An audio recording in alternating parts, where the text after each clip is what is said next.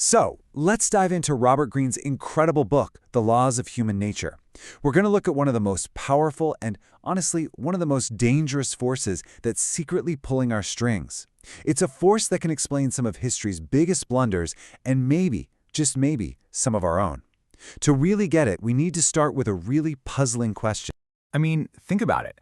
How can an entire group of the smartest people in the room, or even an entire civilization at its absolute peak, make a decision that's so bad it leads to their complete and utter downfall? Well, to find the answer, we have to jump in our time machine and travel back more than 2,000 years. All right, we're heading to ancient Greece. We're going to zoom in on a single, emotionally charged decision that would literally seal the fate of Western civilization and end up as a timeless warning for all of us. Okay, so picture this.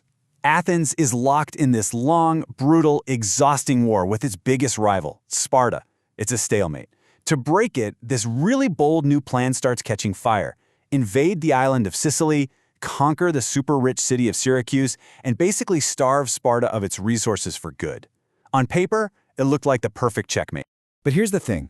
This wasn't just some cold, strategic calculation.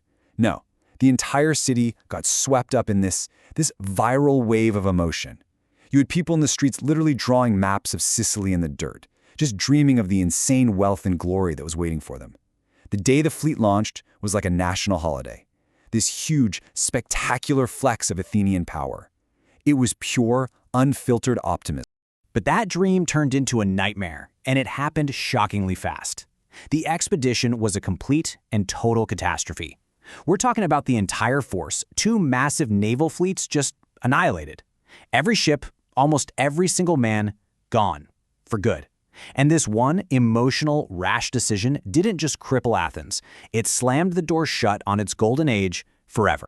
So how in the world did they get it so wrong?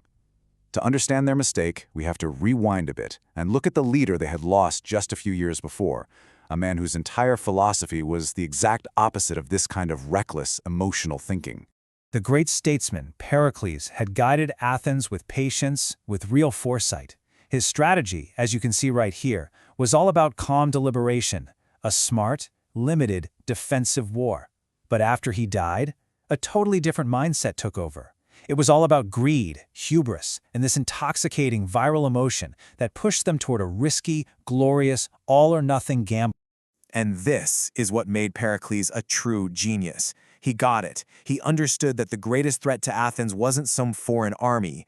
It was the irrationality lurking inside his own people. He was more afraid of their emotions than he was of any Spartan spear. You see, this story isn't just a history lesson. It's a perfect illustration of what Robert Greene calls the first and most important law of human nature, the law of irrationality. And it's a force that operates in every single one of us. Greene argues that we all have this thing he calls an emotional self. The best way to think of it is like a stranger living inside you. It's where your moods, your impulses, and your compulsions come from. And here's the critical part. It often works completely against what your rational mind actually wants. The famous novelist Dostoevsky just captured this feeling perfectly.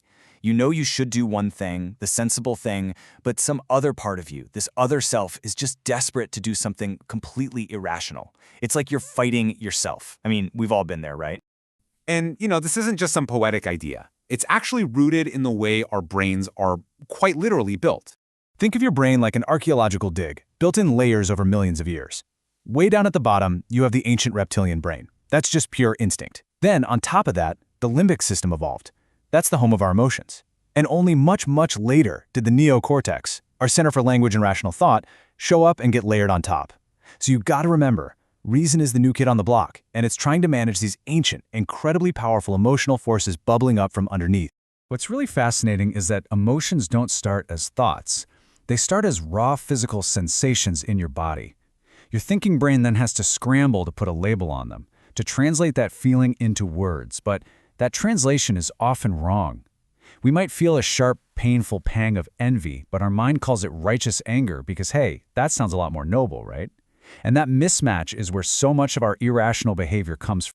So if we're all basically wired for irrationality, what are we supposed to do about it?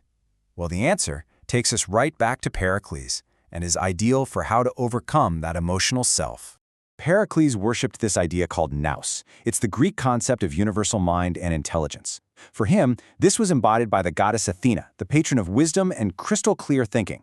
This inner Athena represents the rational self that we all have the potential to access and strengthen. So, how do we actually do that? How do we cultivate this inner Athena? Green gives us a pretty clear 3-step process. First, recognize your biases. When a strong emotion hits you, just take a step back and ask, where is this really coming from? Is it actually anger or is it wounded pride? Second, beware of what he calls inflaming factors. Basically, create space. Never ever make a big decision when you're angry, or super excited or afraid. Let that emotional tide go out first. And third, practice deliberation. You have to deliberately force yourself to consider all the possibilities, especially the ones that make you uncomfortable, before you decide to act. The Athenians, they forgot the wisdom of Pericles.